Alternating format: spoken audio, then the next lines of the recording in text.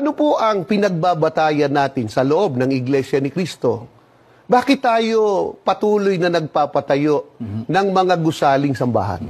Ang utos po mismo ng Panginoon Diyos na nakasulat, dito po sa aklat ng Hagay, sa 1:8, ganito ang ating mababasa.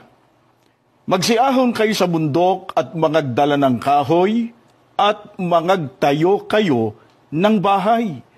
At aking kalulugdan at ako'y luluwalhati, sabi ng Panginoon. Pagka binasa natin, mga kaibigan, sa Magandang Balita Biblia, dyan din sa Hagay 1:8, mababasa niyo po sa inyong mga monitor, ang tinutukoy pong bahay ay ang templo. Na dito, kapatid na Jerry, pagka naipagtayo ang Panginoon Diyos ng bahay o ng templo, ay nalulugod siya, naluluwalhati siya, nabibigyan siya ng kasiyahan.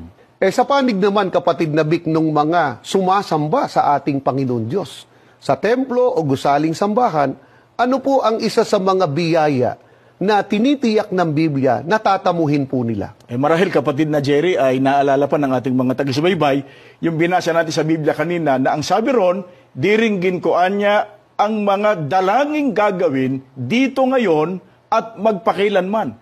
Kaya napakalaking biyaya, kapatid na Jerry, ang natatamo ng mga tunay na mananamba.